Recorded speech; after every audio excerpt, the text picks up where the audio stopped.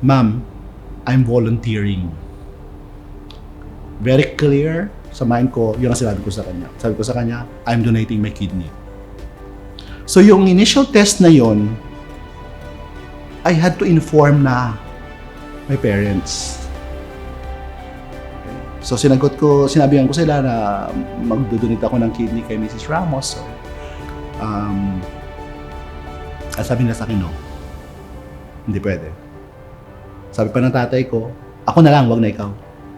That's why she was trembling, calling Dr. Ramos. Dr. Ramos, I have good news for you. I have somebody who is willing to donate a kidney. She was actually the one who saw my potential. Naging assistant restaurant manager and eventually naging restaurant manager in a span of 4 years. So from being a rider to becoming a restaurant manager in 4 years, siya yung nakakita ng potential ko. Nung time na pumunta siya sa store to visit my store para check lang operations, check lang sales, bigla lang ang nasabi ko sa kanya, Ma'am, I'm volunteering. Very clear sa mind ko, yun ang sinabi ko sa kanya. At ang sagot niya sa akin, volunteering for what? Sabi ko sa kanya, I'm donating my kidney. Kasi nagkaroon siya ng first 7 na potential donors. Yung first 7 na to, they were all relatives. Ano ang naging resulta? Pumasa ako sa mga initial tests. So yung initial test na yon, I had to inform na my parents. At sabi nila sa akin, no, hindi pwede.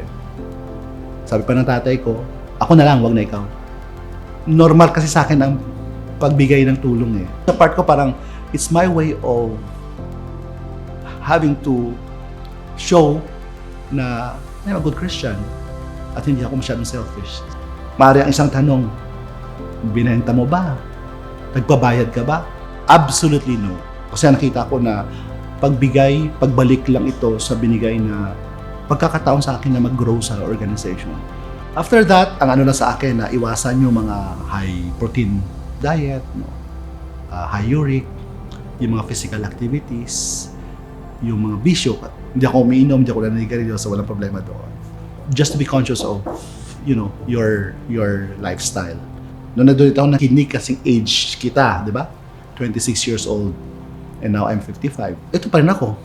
Very healthy. Kasi, yung lifestyle natin, nagiging aware tayo. So wholeheartedly, if you give something goes back to you also. 100-fold or 1,000-fold. My family are very appreciative of what I'm doing, what I did and what I'm doing now. Nagkaroon ako ng business. So I have a hotel now in Sugbo, Batangas. I have another business that's into consulting. So those are the blessings na dumating sa buhay ko as a result of, sharing my life with other people without having to expect something in return. Every day, pray that somebody will be touched by God to come forward to donate. Pag halimbawa, walang dumating ngayon, bukas, the next month, even the next year. God works in mysterious ways, ika nga. Ang pagbisita niya sa restaurant ko was the purpose of what? Just checking on sales. Did she expect that somebody like me would say, I'm volunteering? No.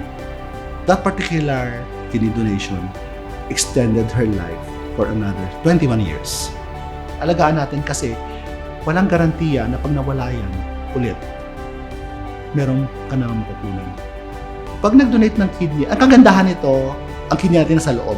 Hindi maka-apekto sa mga mobility natin. Pero sa kidney natin, pag nabigay tayo ng kidney, walang physical restrictions pagdating sa movement natin. Ako, after na nag-donate ako ng kidney, back to normal ako. Opportunities will come your way the moment you share your life with other people. Look at me.